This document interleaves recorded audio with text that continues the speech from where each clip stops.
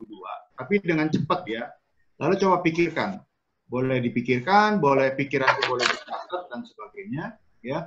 Apa pesan atau berita utama perikop ini? Dari 9:22. Ini kisah tentang Nuh, ya. Lalu yang kedua adalah jika mungkin pesan-pesan itu diuraikan dalam beberapa poin, ya.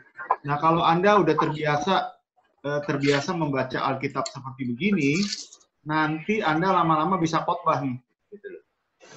Ya. Jadi lama-lama Anda bisa khotbah, yang penting menyajikan bahannya dulu. Silakan teman-teman dengan tenang, cepat tapi tepat ya. Kejadian 6:9-22. Silakan dibaca. Lalu pesan utamanya apa sih perikop ini? Jika mungkin pesan utama itu diuraikan dalam beberapa poin. Misalnya poin pertama mengajarkan tentang ini. Di mana ayatnya? Ayat ini. Poin kedua, di mana ayatnya? Oh, silakan. Dari 9:22 ada ayat-ayat yang menurut saudara ini berita utamanya, itu menjadi poin 1. Berita utama berikutnya, di ayat berikutnya menjadi poin 2, dan seterusnya. Ya, coba silakan.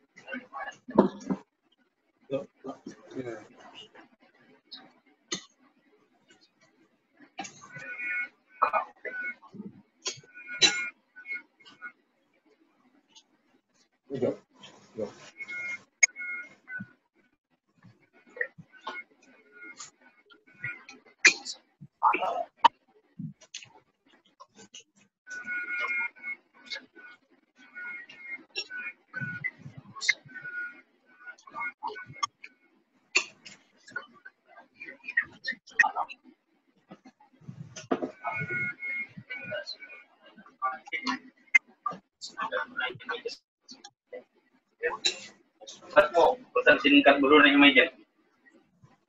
Boleh. Siapa aja lagi? Terus. Mau. Tanya dulu. Hah? Tanya dulu. Saya mau.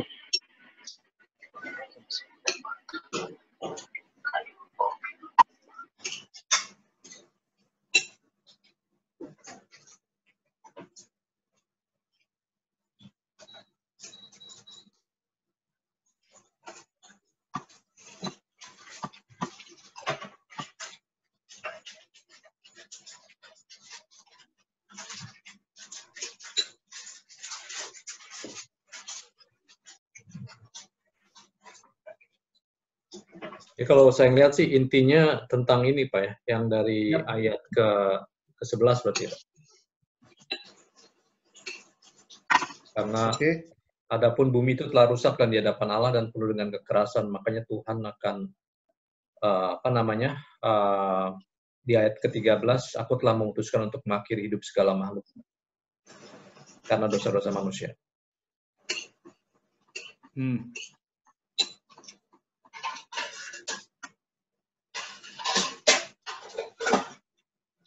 Oke, itu berita menurut Budi itu berita utamanya, ya.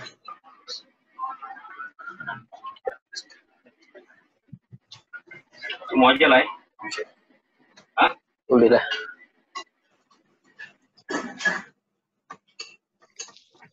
Yang lain sudah? Nanti baru masuk poin kedua, ya. Jika mungkin pesan itu diuraikan dalam beberapa poin. Kalau mungkin, kalau enggak, pesan utamanya adalah apa?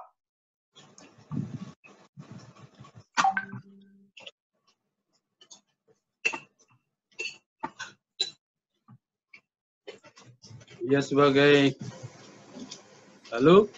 Yuk, halo. Ya, oh. Ya,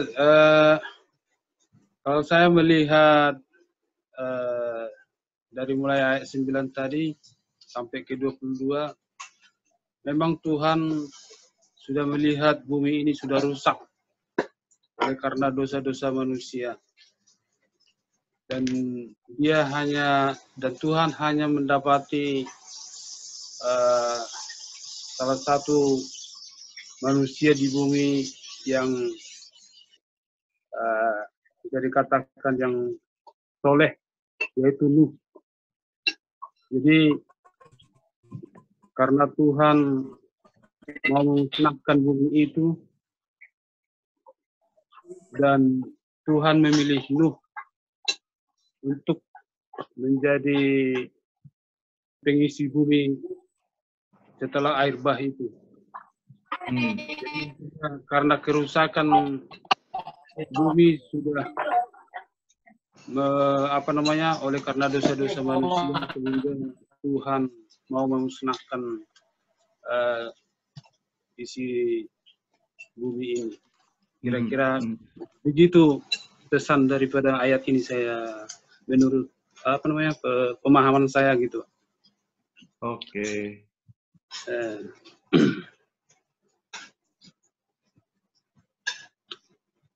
Ada yang lain?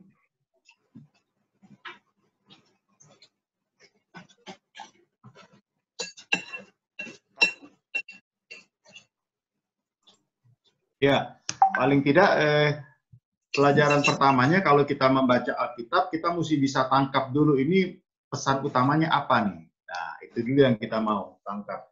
Biasanya dalam satu perikop Alkitab, ya, itu banyak ayat.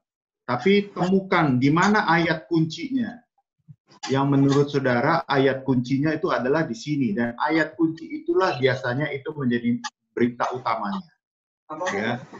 Jadi Anda menangkap dengan sangat tajam, ya, baik Pak Manurung maupun Budi, bahwa dari ayat-ayat ini sebetulnya ayat yang ke-13 itu dikatakan Allah memutuskan untuk mengakhiri hidup segala makhluk. Kenapa Allah mengakhiri hidup segala makhluk? Karena ayat 12, 11, ayat 12 bilang bumi udah rusak. Jadi pesannya itu di situ. Ya, itu yang kita tangkap. Nah, yang lain-lain itu ayat-ayat yang lainnya itu biasanya itu hanya pelengkap saja. Itu menjadi akibatnya atau menjadi kelanjutannya, tapi berita utamanya itu ada di ayat 13. Bisa saja berbeda orang yang lain, nggak apa-apa, ya, karena itu kekayaan firman Tuhan. Dengan demikian kita membaca firman, menangkap intinya, ayat kuncinya, pesan utamanya, lalu kita coba bagi pesan utama itu dalam beberapa poin misalnya. Lalu bisa aja poin-poin itu dikembangkan lagi di ayat-ayat sebelumnya. Dengan demikian kita ketika sebuah K2 terjadi, kita udah bisa begitu selesai, kita udah bisa menangkap, kita udah bisa membuat semacam kayak bahan khotbah gitu. Jadi kita bisa sampaikan setiap waktu kalau ada kesempatan, ya kita bisa bawakan itu dalam renungan kita dan sebagainya. Ya. Ada lagi yang lain mau sampaikan? Kalau tidak ada, saya lanjut ya. Santo mau ada komen? Enggak, sama saya juga ayat 13 ayat kuncinya. Ya, oke. Saya membaca ayat ini lalu ketemu beberapa poin yang sangat bagus sekali. Ya, poin yang pertama itu adalah ini. Pertama, accident and even mayhem are a part of life in a fallen world. Jadi artinya bahwa kecelakaan, bencana, dan kekacauan itu adalah bagian dari kehidupan yang di dunia yang udah jatuh dalam dosa. Itu ada di mana? Ayat 11 dan ayat 12. Jadi sebetulnya Anda bisa memberi judul itu sendiri sebetulnya. Ya. Jadi jangan selalu mau mengatakan bahwa loh, kok jadi begitu, kok kenapa ada orang bergeser pertanyaannya. Kenapa ada kecelakaan? Kenapa ada sakit penyakit? Kenapa ada bencana? Ya. Lalu di mana Tuhan? Kalau Tuhan itu maha kuasa, kenapa nggak stop bencana? Kalau Tuhan maha kasih, kenapa nggak menghindarkan bumi dari penyakit, ya, dari kecelakaan, dari kekacauan? Di mana Tuhan? Dan orang lagi mengatakan bahwa justru karena kecelakaan, karena bencana, karena insiden, karena kekacauan, mayhem itu, maka sebetulnya itu bukti Tuhan nggak ada. Saya kira itu salah, gitu ya. Konsep itu mesti dibetulin bahwa eksiden dan kekacauan, ya, penganiayaan, kejahatan, perampokan, sakit penyakit, itu bukan Tuhan tidak ada. Itu cuma membuktikan bahwa dunia ini memang udah rusak, udah jatuh, gitu. Ya, itulah yang disebut dengan fallen world, ya, dunia yang udah jatuh, dunia yang sudah collapse. Jadi jangan nyalakan Tuhan lagi. Ya, itulah sifat manusia, ya. Kalau ada apa-apa menyalahkannya orang lain sampai paling ujung menyalahkannya Tuhan. Ya, padahal jangan seperti itu. Jadi poin pertama adalah kita mesti menyadari bahwa semua bencana, kecelakaan, sakit penyakit, ya, katakanlah COVID-19 ini, ya, itu juga bagian dari apa? Dari dunia yang udah jatuh juga. Ya, kalau kita katakan misalnya orang makan sembarangan binatang dan segala macam begitu, ya, dan juga dikatakan keserakahan, ketamakan, dan kerakusan dan sebagainya. Poin ini yang mesti kita, makanya dalam Kejadian 6 ini, poin ini yang menjadi poin yang pertama, ya. Nah, yang kedua adalah ayat 13. Itu yang tadi Budi, Pak Manurung bilang apa itu, ini kuncinya katanya, ya, ayat-ayat ini ayat kuncinya. Tapi saya kasih judul dengan lebih katakanlah lebih biar menarik begitu, ya. God is in control even when it doesn't seem as if he is. Jadi artinya adalah Allah tetap, ayat 13 itu walaupun katakanlah wah ini karena kejahatan begini besar, kejahatan udah makin buruk, manusia udah makin jelek dan sebagainya, maka Allah mau mengakhiri kehidupan manusia. Apa artinya tuh? Semuanya tetap dikontrol Tuhan. Jadi kalau pertanyaannya di mana Tuhan ketika apa yang kejadian bad things happen, di mana Tuhan?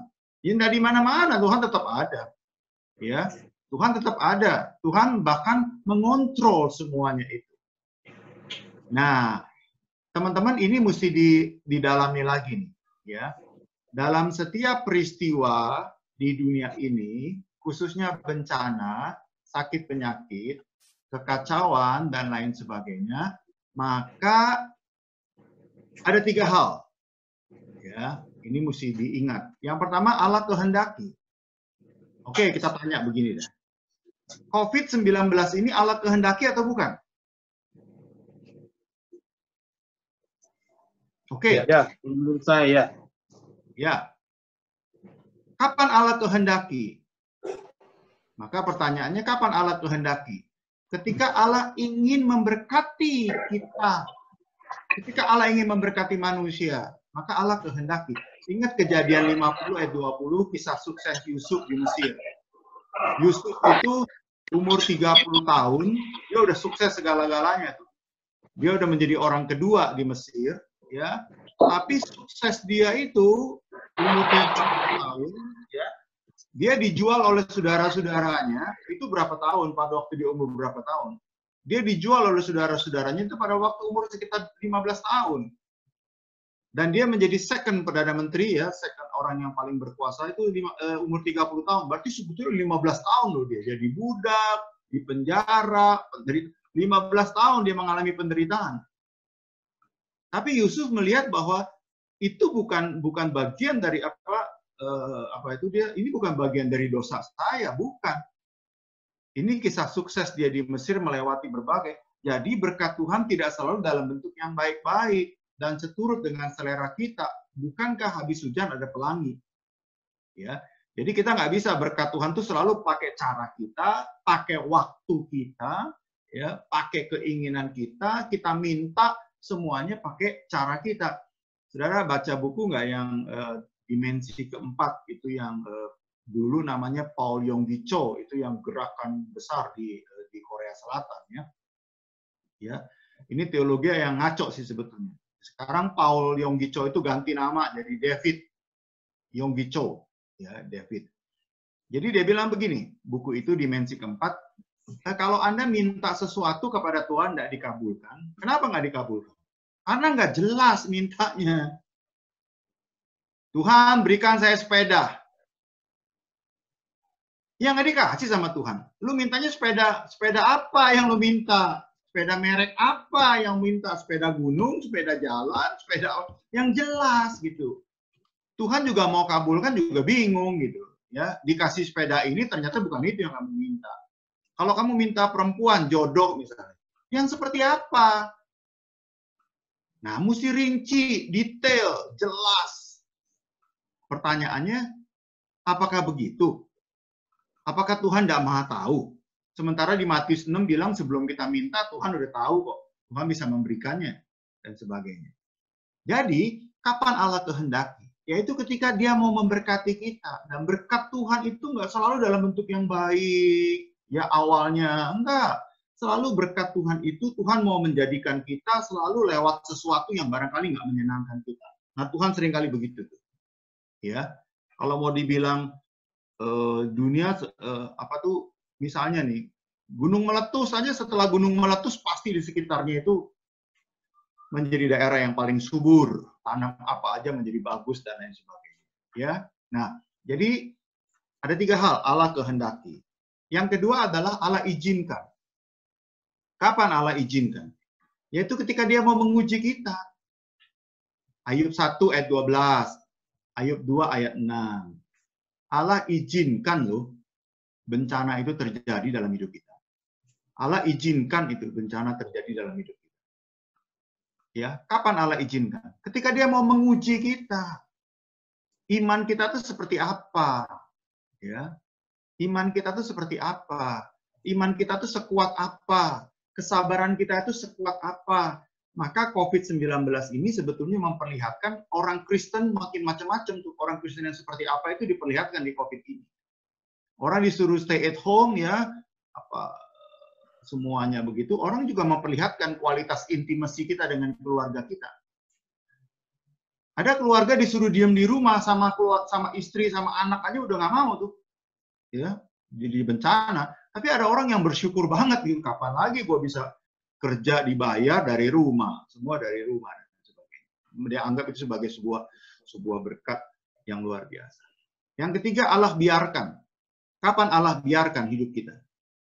Yaitu ketika kita udah bebal. Ketika kita nggak mau bertobat, walau sudah diperingati berkali-kali. Lewat khotbah diperingati nggak mempan. Lewat pasangan ini nggak mempan. Lewat sakit penyakit nggak mempan juga, nggak bertobat. Ya, waktu sakit doang dia bertobat, setelah sembuh dia umat lagi dan sebagainya. Ya, lewat apa? Tabrakan. Waduh, luar biasa ya, accident. Lewat apa lagi? Alam nggak mempan juga. Udah Allah biarkan. Maka ayat 13 itu adalah Allah biarkan sudah dunia ini udah rusak kok. Ya, biarkan aja lah. 50 juta orang mati, 100 juta orang mati dan sebagainya. Black Death tahun 1500-an ketika Martin Luther itu yang meninggal sekitar 75 sampai 200 juta. Ya. Flu Spanyol yang meninggal 50 juta. COVID ini belum apa-apa. COVID itu baru ratusan ribu yang meninggal. Tapi ada 2 kasus terberat di dunia ini, Black Death dan flu Spanyol. Ya, Black Death itu seperti orang kena badan itu kena seperti borok begitu ya, belum kena terbakar itu banyak seperti bisul-bisul dan sebagainya. Flu Spanyol itu orang sekali bangkit, 2 kali bangkit sudah mati dan sebagainya. Ya, 50 juta orang. Nah, kalau manusia udah bebal itu dibiarkan aja sama Tuhan. Ya. Jadi makanya COVID-19 ini pertanyaannya begini, Allah izinkan, Allah kehendaki, atau Allah biarkan? Nah, kalau kita jatuh sakit misalnya, kalau kita kena, ya maaf lah ya, kena PHK misalnya begitu ya, ini Allah kehendaki. Kalau Allah kehendaki kita kena PHK, ya itu berarti Allah mau memberkati. Apa itu? Kita nggak tahu. Tiba-tiba kita di PHK, ya di satu company, tapi kita mendapatkan company yang lain lebih baik, yang lebih indah, yang lebih menjanjikan. Who know? Siapa tahu dan sebagainya. Toh dalam pengalaman kita seperti itu. Ya, Allah izinkan kita di PHK, Allah izinkan, ya, untuk menguji iman kita. Kalau kita lulus dalam ujian seperti ini, Allah akan menggantikan itu berkali-kali lipat. Ya, teman saya sekarang menjadi pengusaha catering dari krisis moneter tahun 2008 dan sebagainya. Ya, Krismon, dia dipecat dan sebagainya. Sekarang dia menjadi catering yang sukses dan boleh dibilang dari zaman dulu sampai dengan sekarang catering itu tidak pernah kena krisis ekonomi ya. Sekarang dia malah antar orang makan tiap hari, hidup kok. Orang butuh makan dan sebagainya. Ya, Allah izinkan, ya, untuk apa? Menguji iman kita. Maka Ayub diuji dan dia cuma bilang, aku nggak mau protes, nggak mau sungut-sungut, nggak mau marah, aku diem aja lah. Kenapa? Aku yakin ini bukan karena dosaku. Tapi kalau satu COVID, kalau bencana, kalau PHK, itu kita lihat, waduh, ada satu dosa yang tersembunyi ini dalam hidup saya. Itu mungkin Tuhan pakai di situ. Nah, kalau itu yang terjadi, ya kita bertobat dan sebagainya. Ya, jadi ada 3 hal. Kita yang paling tahu ya diri kita sedalam-dalamnya. Apakah kejadian yang tidak mengenakan ini adalah kehendak Tuhan, karena Tuhan mau memberkati kita? Ya, tiba-tiba seorang pengusaha itu yang aktifnya luar biasa, nggak pernah sakit lu seumur hidup dia, udah umur hampir 60 tahun nih, tiba-tiba dia sakit, dia nggak bisa terima dia sakit. Ya, bagi dia sakit nggak bisa ke kantor, nggak bisa mengelola company dia dan sebagainya ya. Kadang-kala sakit di rumah sakit pun itu para manajernya dipanggil sampai rapat di ruangan ICU atau rapat di ruangan VIP, ya rapat itu semuanya. Sampai sebegitunya. Sampai Tuhan udah, kenapa? Cuma satu yang bisa menghentikan dia. Sakit, ya Tuhan kasih sakit sudah. Supaya dia berhenti, tapi dia lupa ketika dia berhenti sakit itu, ketika dia sakit, istrinya mengasihi dia, anak-anaknya melayani dia lupa itu semua. Akhirnya dia juga menangis, dia bersyukur karena dia sakit. Kenapa? Itu berkat Tuhan ternyata, sakit itu. Ya, ada banyak pelajaran, manusia mesti berhenti lah, diinterupsi kehidupan dan sebagainya. Kalau Anda terjadi sesuatu dalam hidup Anda, ya kita pikirkan, apakah Tuhan kehendaki, apakah Tuhan izinkan, atau Tuhan biarkan. Yang paling kasihan itu kalau Tuhan biarkan. Itu berarti kita udah bodoh dah, sudah terserah lo mau jadi apa, jadi apalah. Nah, kasihan. Ya. Nah, COVID-19 ini bisa menjadi berkat Tuhan, bisa menjadi izin Tuhan, dan bisa pembiaran dari Tuhan karena manusia sudah terlalu keras kepala dan bebal. Dan jika Tuhan kehendaki, jika Tuhan izinkan, alangkah diberkatinya dan diujinya kita. Tapi jangan terjadi kita dibiarkan oleh Tuhan. Kapok nanti kita ketika bencana besar menghantam kita. Mau bertobat pun kita udah nggak ada kesempatan lagi. Ya, nggak ada kesempatan lagi nanti. Nah, itu sayang sekali. Ya. Oke. Yang ketiga, yang terakhir adalah, nah, yang ketiga ini juga menarik nih. Yang ketiga adalah ayat 14 sampai ayat 16. Ya. God has a purpose in what He allows, even if we don't know what it is. Ya, jadi Allah pasti punya tujuan kalau Dia izinkan sesuatu. Nah, teman-teman, bagian akhir, tujuan Allah itu apa? Nah, Anda boleh lihat Kejadian 6:17, Kejadian 6:18-22, lalu bandingkan dengan Roma 28. Lalu Ratapan 3 ayat 28. Ayo kita masing-masing lihat 3 ayat itu, lalu dari situ kita bisa tahu, oh, tujuan Allah mengizinkan sesuatu terjadi dalam hidup kita itu apa. Yuk kita lihat. Pertama Kejadian 6 ayat 17.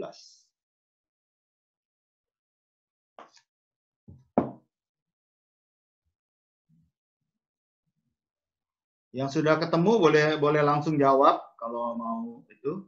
Ya. Kejadian 6 ayat 17, sebab sesungguhnya aku akan mendatangkan air bah meliputi bumi untuk memusnahkan segala yang hidup dan bernyawa di kolong langit, segala yang ada di bumi akan mati binasa. Ya, apa artinya itu? Apa tujuan Allah itu?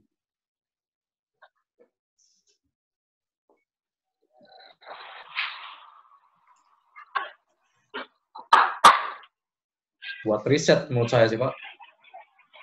Iya. Ayo, yang lain dulu.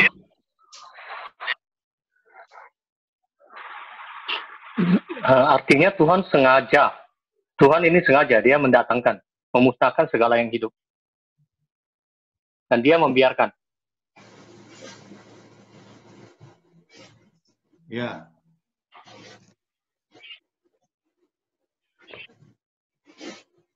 Yang lain? Oke. Kejadian 6 ayat 17 itu kan mendadak Allah berikan tuh. Air bah itu Allah berikan secara mendadak. Ya. Tiba-tiba terjadi tragedi dan sebagainya.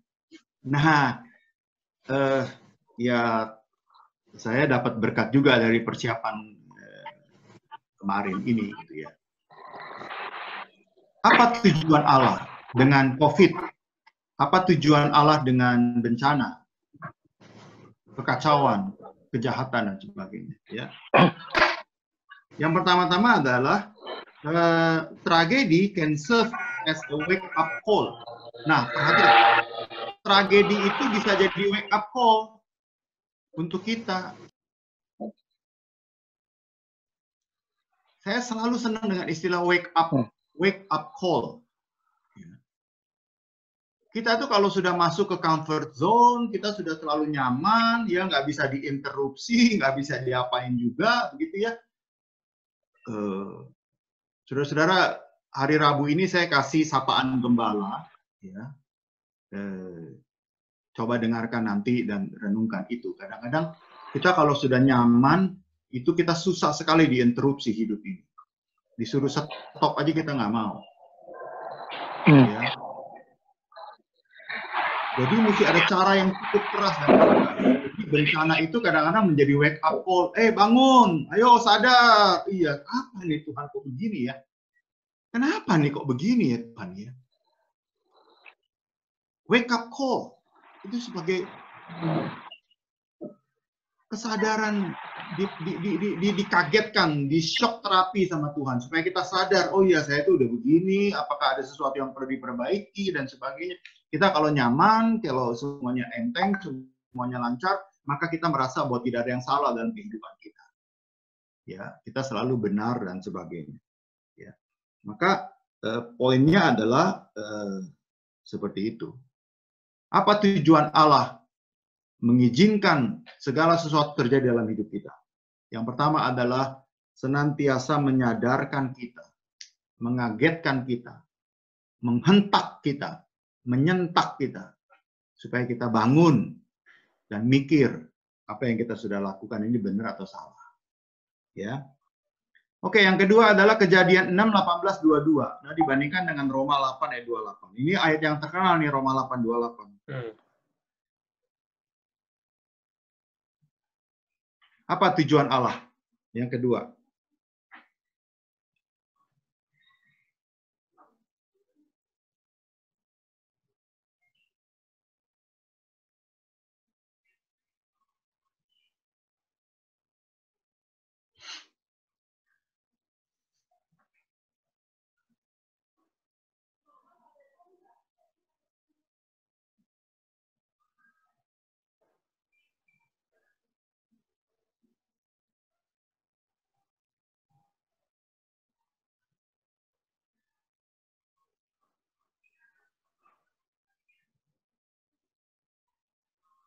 Tetap ada pengampunan dari Tuhan, Pak. Ada pengampunan dari Tuhan. Walaupun dia kasih kejadian itu terjadi gitu, dia bunuh semua orang di bumi itu, tapi Allah punya rencana, dan Allah dalam rencananya Allah itu dia punya pengampunan gitu. Dia tetap memberikan Nuh untuk hidup. Jadi Nuh ini akan menjadi manusia yang baru nanti dengan harapan Allah tuh supaya manusia menjadi lebih baik.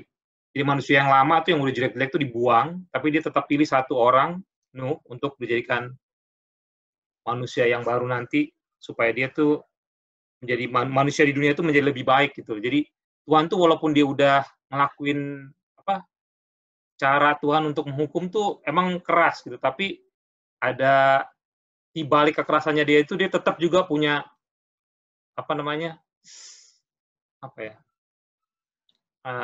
berkat gitu, dia kasih berkat juga ke kita gitu. Jadi apa yang dia buat itu sebenarnya baik buat kita. Iya. Jadi selalu ada pengharapan di balik sebuah kejadian, satu hal yang tidak mengenakan. Kalau saya lihat ya Pak ya, selalu ada harapan baru yang Tuhan ingin beri. Itu Ya. Tuhan selalu ada jalan keluar. Maksudnya Tuhan memberikan jalan keluar. Seperti Nuh, di mana itu air bah kan seharusnya mati semua kan. Tuhan tetap memberikan jalan keluar ini, jalan keluarnya ini, jalan keluar. Tapi tetap harus berusaha. Betul. Ya. Walaupun jalan keluarnya itu aneh. Coba Anda bayangkan, Nuh itu bingung sama sekali. Orang bikin perahu tuh di pantai, bukan di gunung. Di gunung itu bikin villa. Ya. Dia disuruh bikin perahu di gunung. Nuh bertanya sih di awal hatinya, ini nggak salah nih perintah Tuhan nih, ini nggak salah nih. Kalau di pantai ya bikin perahu, di gunung ya bikin rumah peristirahatan. Ini kok di gunung bikin perahu, nanti bagaimana mau berlayarnya orang di gunung kok? Itu di luar pemikiran dia. Ya. Tapi apa yang dia lakukan? Dia percaya Tuhan itu pasti terbaik dan ada jalan keluar. Jalan keluarnya ya udah ikutin aja sudah, taati saja sudah seperti itu. Ya. Makanya baru dia sadar setelah dia jadi perahunya itu, maka dia lihat hujan itu luar biasa 40 hari 40 malam dengan debit air yang tinggi. Itu dia pikir ya udahlah, mungkin dia pikir bikin rumah seperti perahu atau apa gitu dan sebagainya. Ya. Jadi apa tujuan Allah mengizinkan? Selalu membuat kita menjadi punya hal baru, pengharapan baru, dan selalu ada mendatangkan kebaikan buat kita. Ya, ada hal yang terjadi itu pasti mendatangkan kebaikan buat kita. Kebaikannya apa? Ya kita belum tahu dan sebagainya. Ya, kebaikannya seperti apa? Kita tidak tahu sama sekali. Ya. Oke, yang ketiga, ratapan 3:28. Apa itu yang diajarkan di ratapan 3? Apa tujuan Allah untuk itu?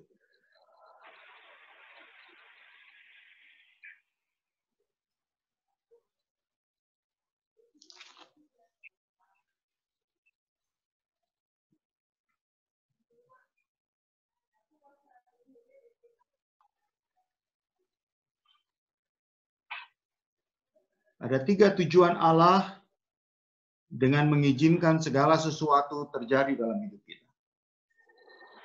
Biarlah ia duduk sendirian dan berdiam diri kalau Tuhan membebankannya. Oke. Jadi, apa pelajarannya? Apa tujuannya? Tidak berbuat apa-apa, hanya nurutin. Diam. Refleksi diri. Introspeksi diri. Refleksi. Ya. Cari pelajaran dan kebaikan yang Tuhan ingin berikan kepada kita lewat COVID-19, lewat stay at home, lewat lockdown, lewat circuit breaker, dan lain sebagainya. Cari pelajarannya apa. Tuhan ajarkan apa yang kita lihat, itu kita mesti pikirin.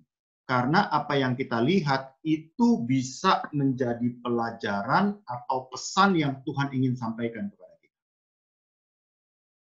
Apa yang kita lihat itu adalah pesan yang Tuhan ingin berikan kepada kita. Apa yang kita lihat itu kita pikirkan. Apa yang kita sudah perbuat itu kita analisa dan kita apa? Kita kita evaluasi. Makanya pemazmur tuh banyak kalimat gini loh. Pada waktu malam sebelum tidur, pada waktu malam aku merenungkan perbuatan-perbuatanku. Itu apa itu? Refleksi. Apa yang aku sudah perbuat hari ini? Kenapa aku terjadi kenapa aku ngomong seperti ini? Kenapa tiba-tiba aku marah hari ini?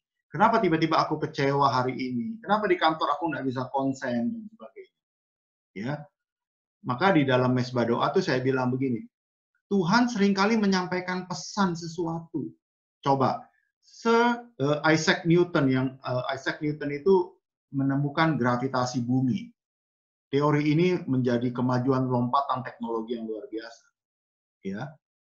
Dari mana dia ketemu gravitasi bumi? Cuma dari apel yang jatuh.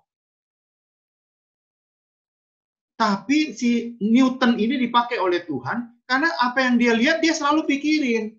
Apa nih impact-nya buat saya? Kok ada begini? Apa pesannya buat saya? Apa pembelajarannya buat saya? Yang dia sudah lakukan, dia evaluasi.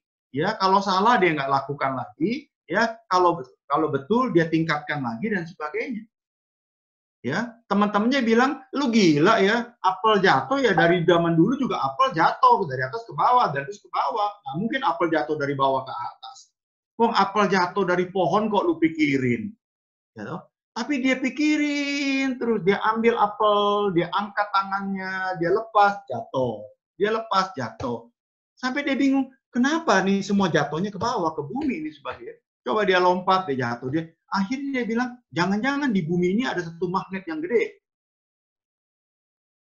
Ya, dia pelajari lagi berapa berat badan itu jatuh ke bawah itu mempengaruhi bobot itu. Dia pelajari itu semuanya loh. Sampai luar biasa, akhirnya dia ketemu, oh ternyata bumi itu punya daya tarik, magnet itu, medan magnet. Dia menemukan teori gravitasi, itu sederhana, karena dia melihat apa yang dia lihat, dan dia pelajari. Apa yang Anda lihat jangan sambil lalu. Kita tuh seringkali begini, kalau udah kejadian sama kita, baru dah kita sadar. Jangan.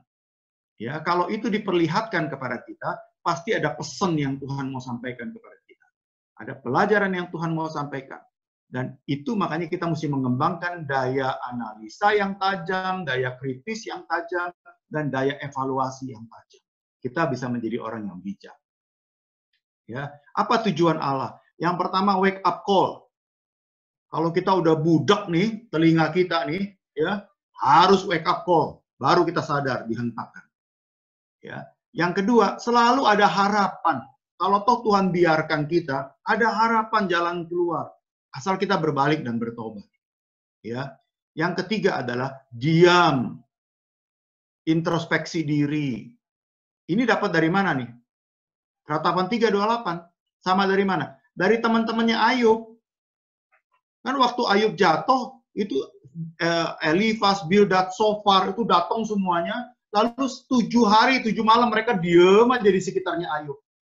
Mereka cuma pegangan, menangis sama-sama, ya sebeban, sepenanggungan. Jangan banyak ngomong lah sudah. Udah diem aja, introspeksi diri. Ya, hari ke-8 baru pada ngomong dah semuanya. Ya. Jadi apa artinya diam, introspeksi diri, refleksi diri, coba lihat ya apa ada pelajaran apa nih yang terjadi ya di balik semuanya ini. Saya kira pelajaran kita hari ini adalah di mana Tuhan ketika bencana terjadi, ketika hal-hal yang buruk terjadi. Ya enggak di mana-mana, Tuhan tetap ada kok. Ya, tapi bencana, kejahatan itu bukan Tuhan tidak ada. Bencana, kejahatan itu tanda bahwa dunia memang sudah rusak, bukan Tuhan yang rusak. Dan kita tidak boleh menjadi bagian dari kerusakan itu. Kita harus menjadi bagian dari perbaikan, walaupun kecil, tapi kita menjadi bagian dari perbaikan. Ya, yang kedua adalah pesan Tuhan adalah Tuhan selalu kontrol segala sesuatu. Tuhan mengontrol dunia ini. Tapi ada kalanya Tuhan kehendaki ketika dia mau memberkati, ada kalanya Tuhan juga menghendaki ketika dia mau menguji kita. Tapi ada kalanya Tuhan biarkan. Udah, itu wake up call tuh.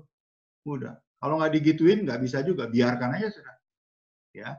Nah, kita mesti melihat apapun yang terjadi dalam hidup kita, ini berkat Tuhan, ini ujian dari Tuhan, atau ini pembiaran dari Tuhan. Udah, jangan. Ya, kalau kita bilang ini ujian dari Tuhan, pasti ada kekuatan. Kalau kita bilang, wah ini Tuhan mau berkati saya, puji Tuhan. Tapi kita yang paling tahu sedalam-dalamnya, apakah itu kehendak Tuhan, izin Tuhan, atau pembiaran dari Tuhan. Yang ketiga selalu ada tujuannya. Allah bertindak nggak sembarangan, pasti ada tujuannya.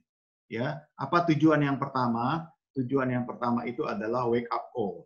Tujuan yang kedua adalah memberikan pengharapan baru, memberikan zaman baru, memberikan kita daya analisa kita makin tajam, ya, dan sebagainya. Ya, ratapan 328 apa tujuannya? Supaya kita diam, introspeksi diri dan sebagainya. Saya kira kalau kita di dunia bisnis kan juga begitu ya. Ya. Kalau kita ada masalah di kantor pasti kita diam, mikir. Wah, hebat. Gimana solusinya nih? Wah, kalau Anda ketemu solusinya dengan tajam, Anda disayang sama bos luar biasa. Ya, kenapa? Wah, ini orang selalu pikirannya tuh, nah itu. Ya, tapi nggak pernah menyerah kita, jangan udahlah. Nah, kita selalu mikir dan sebagainya. Ya, teman-teman, poin dari saya ini saja dari kita. Ya, jadi kalau Allah izinkan, ya, why God, ya, does allow COVID? Ya, Anda pikir aja dah. Orang yang keluar sembuh dari COVID-19, orang yang keluar dari COVID-19, yang sembuh dari COVID-19, itu menjadi sayang banget sama keluarga. Itu menjadi doanya rajin, walaupun agamanya apapun juga balik semuanya pada doa tuh, saudara-saudara. Ya, waduh, itu dari ruang ICU COVID tuh, itu udah di ujung tanduk dia. Sendirian dia nggak bisa apa-apa, sendirian, ya. Mau panggil pendeta nggak bisa, panggil dokter juga terbatas, para juru rawat juga terbatas. Ya, biasanya panggil pendeta, ada pegang tangan pendeta. Ini panggil pendeta pun nggak bisa, panggil ustadz nggak bisa. Jadi ngapain? Udah sendirian dah, betul-betul bergantung sama Tuhan. Begitu dia sembuh, waduh, saya ada temen tuh, begitu dia sembuh, betul luar biasa. Ke gereja tiap hari dia, saya mau bilang apa? Tiap hari betul-betul ke gereja. Tapi kan tiap harinya online dia. Artinya apa? Wah, dia searching terus tuh. Online, kebaktian online. Satu hari dia bisa kebaktian 5 gereja kali ya. Luar biasa. Cuma saya bilang kepada dia, jangan sampai nanti kalau udah lewat COVID ini lu kumat lagi. Jangan. Ya. Ini Tuhan kasih lu wake up call. Tuhan kasih lu wake up call. Hati-hati, ya, dan sebagainya. Mari kita berdiam, refleksi diri, introspeksi diri, ya, kita analisa dengan tajam, kita evaluasi hidup kita dengan kritis dan sebagainya. Itu menjadi orang yang makin lama makin bijak. Ya. Silakan, ada pertanyaan? Selesai. Minggu depan, saya ada hari satu, Pak. Jumat. Saya ada satu, Pak. Yuk, silakan, Lai. Oke, itu Pak. Kan ini lagi gitu ya, COVID atau apa ya. Ini saya sih melihatnya ya, salah satunya memang Tuhan membiarkan kejadian ini, karena kalau kita lihat pengerusakan yang besar-besaran ya terhadap bumi ini ya, udah jauh lebih dari rusak lah, hampir di batas di mana nggak bisa kembali lagi. Dan karena bisa lihat environment bagus atau apa ya, itu semua kayaknya bisa hampir kalau 6 bulan lagi bisa kembali ke 2 tahun, 3 tahun, atau 4 tahun yang lalu gitu ya. Nah, pertanyaannya begini. Semua company ya sekarang ya, terus terang ya, banyak company yang sudah rencanakan bagaimana untuk mengejar ketinggalan 6 bulan ini ke depan, di mana mereka harus semua harus lebih bagus lagi, lebih hebat lagi, lebih banyak lagi, dan itu bukan dari segi company yang kayak engineering atau apa, company yang production juga kayak gitu, di mana alokasi hutan yang harus selama kekurangan ini harus diperbesar, dan pengerusakan itu menurut saya ya, pengerusakan itu bahkan bisa lebih hebat lagi dari sebelumnya. Nah, ini salah satunya. Ini salah satu dari perusahaan-perusahaan itu. Ini boleh dikatakan pertanyaan atau feedback atau apa, soalnya nggak ada jawaban. Ini tergantung pada apa yang ada dalam perusahaan-perusahaan yang seperti ini. Jadi pasca COVID ini malah hutan lebih hancur lagi nanti ya. Iya. Hutan lebih hancur lagi. Soalnya mereka sudah plan kan di Indonesia, mereka sekarang hold, dan ada 3 lagi mereka akan bangun yang jauh lebih gede. Sebelumnya nggak ada rencana, karena ini mereka lihat, oh ini kesempatan ini. semua pada nggak ada kerjaan, mesin-mesin pada pasti, mesin supplier pasti pada harga pasti pada turun nih. Makanya ini waktu untuk investasi. Jadi lebih hebat lagi dan pengaturan bahkan lebih hebat lagi. Itu pertama. Nah, dari segi yang dari segi oil and gas itu juga rencana itu makin hebat-hebat juga seperti ini. Jadi yang itu yang ditakutkan setelah ini kerusakannya akan jauh lebih hebat, lebih dahsyat 2 kali lipat. Iya, mau menutup kerugian beberapa bulan ini ya. Iya. Menutup kerugian dan juga mengambil kesempatan karena semua orang ini cutthroat ini, semua orang pada lapar sekali, nggak ada uang lagi, pada lapar ya, nggak ada makanan. Jadi semua pada umpamanya mereka mau beli mesin ya, berapa juga mereka jual dan mereka bisa dapat harga terendah-terendahnya pada waktu ini. Ya, itu rencananya.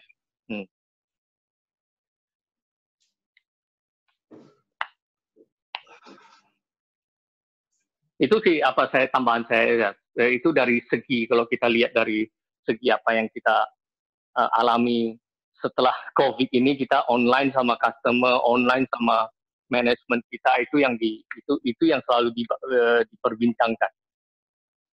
Ya, itu sebetulnya hanya semakin membuktikan ayat 13 bahwa ya bumi udah makin rusak.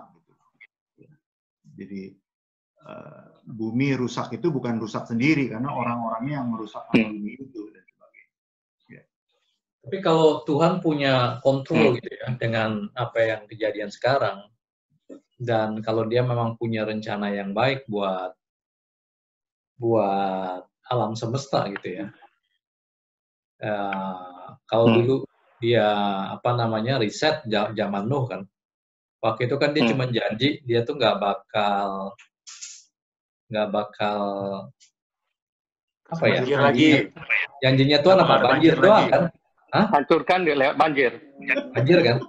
Tapi dia nggak janji nggak bakal ada COVID gitu kan? Nggak janji lewat banjir, tapi nggak janji lewat COVID kan? Ya, makanya. COVID-nya dia kan nggak janji. Iya. Makanya mungkin at some point okay lah. I mean Tuhan juga mungkin udah running out of patience gitu ya. I'll just reset back lah, see what happen gitu. Whether the new one will be. Tapi namanya human gitu ya. We're not going to get better gitu. Ya. Saya bahkan membayar renungan hari ini, kalau kita renungkan secara pribadi memang benar semua apa dari kejadian ini kita renungkan apa. Tapi kalau saya lihat baca umpamanya artikel di mana bumi balik kembali, yang es mencair itu kan ada di kutub itu, es yang mencair itu malah turun sampai pencairan itu turun lebih dari 30% gara-gara hanya ini aja. Berarti memang benar-benar bisa nggak Tuhan memang udah nggak sebenarnya di pihak alam semesta itu daripada manusianya, atau mau memperbaiki bumi ini untuk manusia mungkin maksudnya begini apanya kalau saya lihat ya. Soalnya pengrusakannya udah parah kalau kita boleh kita katakan, seperti hutan Amazon. Umpamanya baru berapa bulan yang lalu itu ada satu, mereka bakalan tahun depan mau buka 2,5 juta ton per tahun itu pabrik kertas. Makanya itu pub ya. Nah, pub itu 2,5 juta itu kita katakan itu per hari itu kira-kira ada 5 hektar habis. Hilang.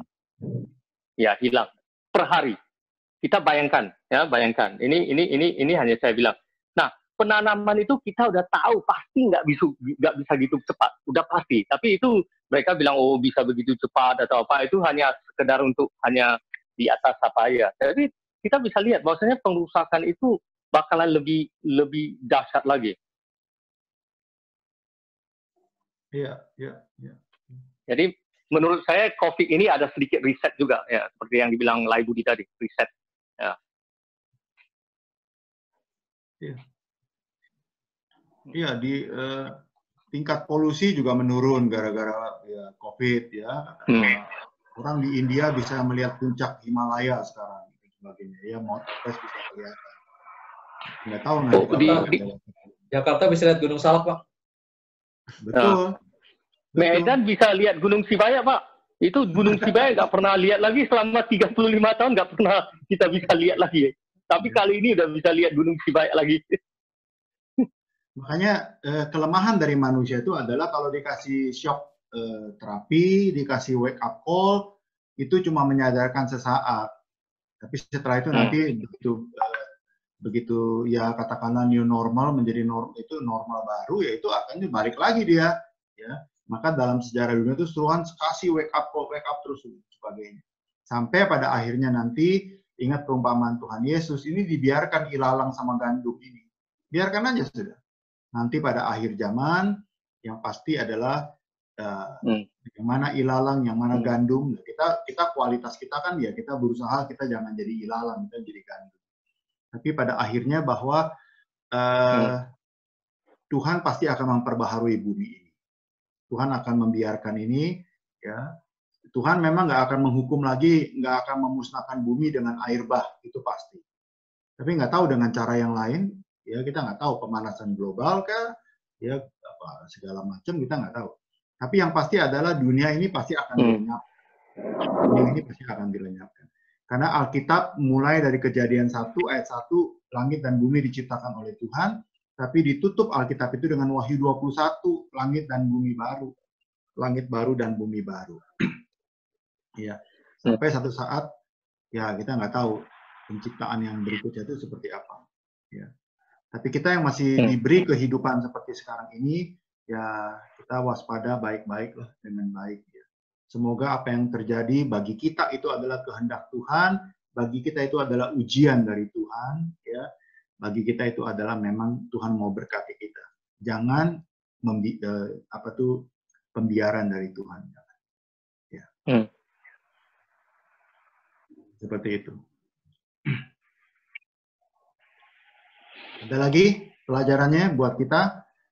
Kalau tidak ada, kita sudah pas nih 1 jam.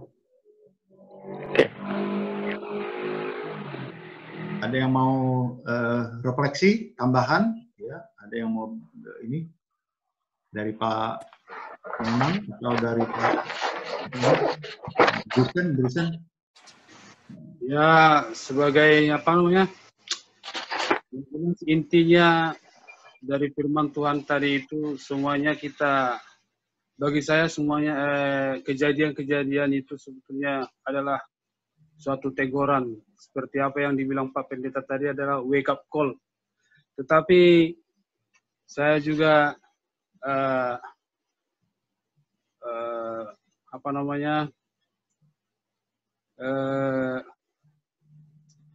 menduga kira-kira seberapa manusiakah yang bisa berpikir seperti yang kita pikirkan bahwa itu adalah wake up call. Banyak sekali orang yang merasa bahwa bencana itu datang karena begitu saja. Ya, bukan berarti bencana itu adalah suatu teguran daripada Tuhan untuk membuat manusia itu supaya lebih berjaga-jaga dan supaya lebih mendekatkan diri kepada Tuhan. Ya, banyak kalau seperti kawan-kawan di pelaut di sekitar saya ini, sepertinya respon mereka untuk melihat COVID ini begitu-begitu saja.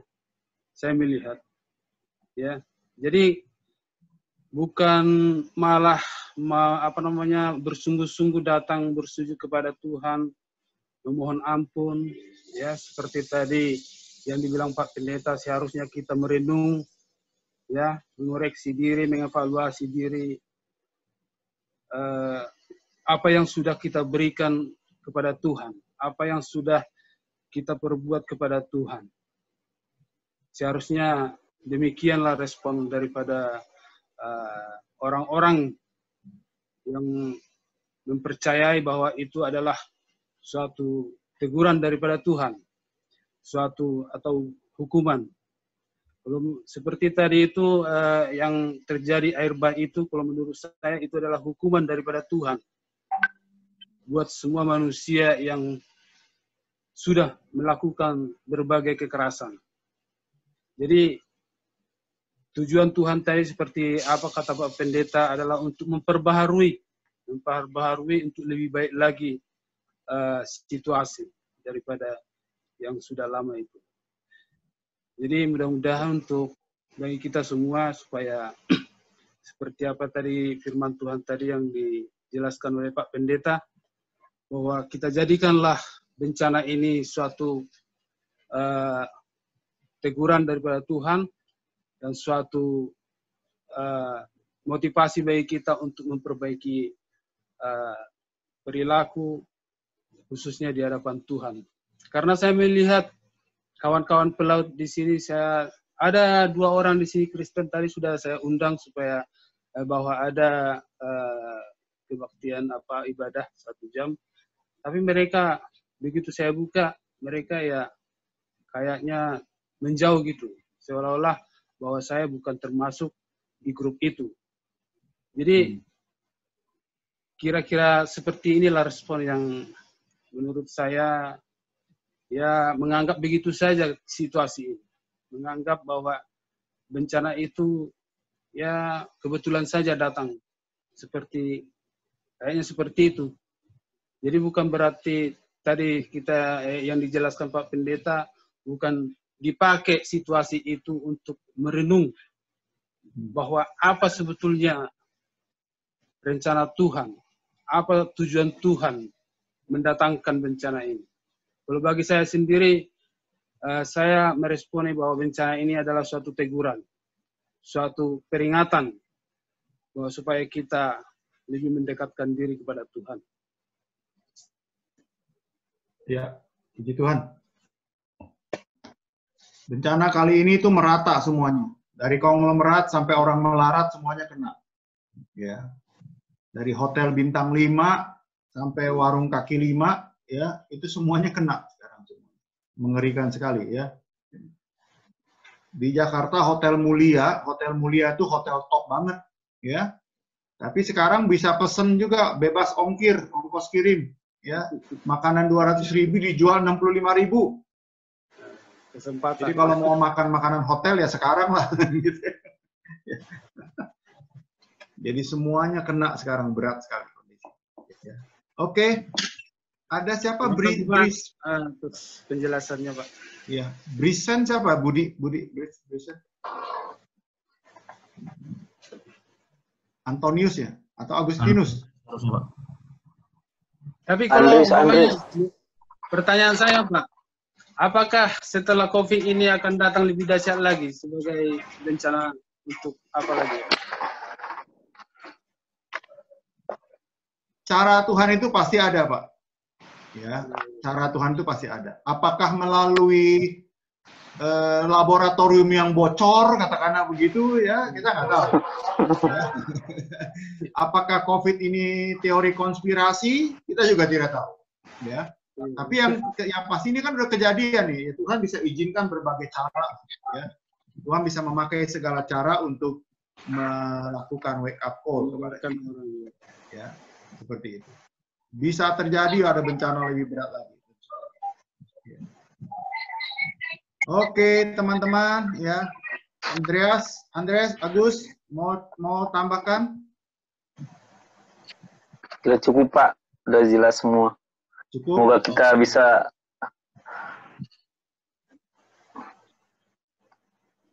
Ya. Oke. Kalau tidak ada, kita berdoa dulu. Nanti saya serahkan ke Lai Budi. Ya, mari kita satu dalam doa. Saudara, mari kita berdoa buat diri kita sendiri. Bolehlah kita bertanya di mana Tuhan ketika bad things happen dalam kehidupan kita. Kita tahu Tuhan nggak di mana-mana, Tuhan tetap ada. Tuhan tetap mau menyatakan bahwa semua bencana, semua kejadian dari manusia itu sendiri, bukan kerusakan Tuhan, bukan Tuhan maha kejam, tapi manusia yang maha kejam. Bukan Tuhan yang tidak ada, tapi justru manusia yang sudah jatuh dalam dosa. Tapi kita nggak mau mengintrospeksi diri. Mari kita berdiam diri bahwa di dunia ini semuanya dalam kontrol Tuhan. Dalam kontrol itu bisa dikehendaki oleh Tuhan. Kalau dia mau memberkati, ya, menguji kita, ya, bisa juga itu dibiarkan oleh Tuhan. Mari kita tenang sampai pada akhirnya kita tahu ada tujuan yang indah bagi Tuhan untuk anak-anaknya, untuk orang yang dikasihinya termasuk kita. Kita jangan larut, tapi kita ikut berjaga-jaga supaya kita tenang dan menang di tengah-tengah dunia seperti ini. Mari kita berdiam diri, kita berdoa, ambil hikmatnya dari pelajaran malam ini.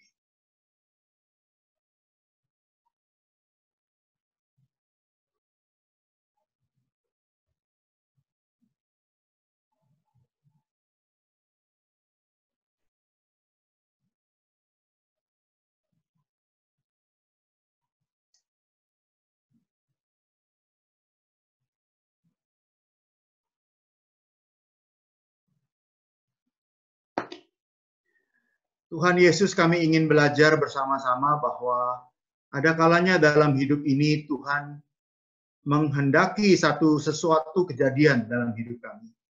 Ketika Tuhan ingin memberkati kami.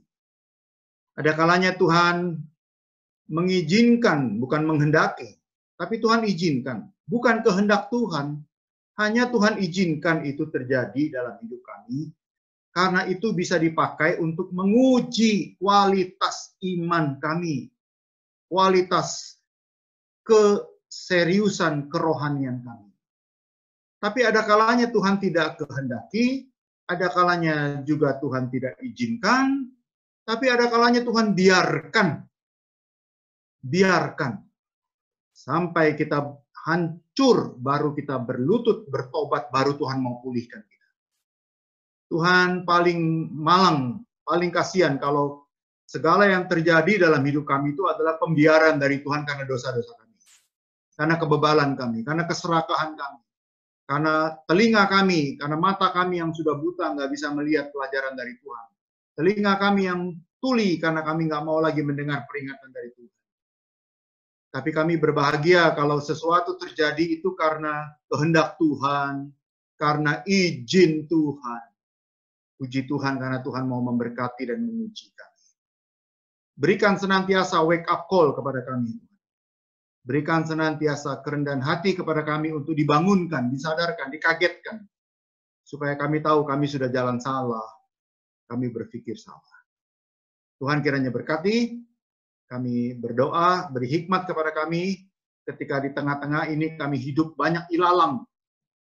Tapi biarlah kami bisa tetap bijak dalam kehidupan ini. Terima kasih, diberkati para pelaut semuanya dalam nama Tuhan Yesus Kristus. Amin. Baik. Diserahkan kepada Terima kasih Pak Tio. Yep. Thank you Pak atas renungannya Pak. Terima kasih Pak Pendeta. Terima kasih sama-sama. Oke. Ada ini, teman-teman ada pesan terakhir sebelum kita akhirin pertemuan kita ini? Bagus. Lagi buat. Ya, minggu depan mungkin kita coba waktu yang sama gitu ya. Jadi habis RDP kita umumin, terus malamnya kita ketemu. Waktunya oke kan ya? Oke, nanti bahan saya kasih dari Jumat supaya bisa dipersiapkan ya. 1 jam ya kita diskusi. Terima kasih Pak Teo. Agustinus, selamat malam Agustinus. Ya, selamat malam.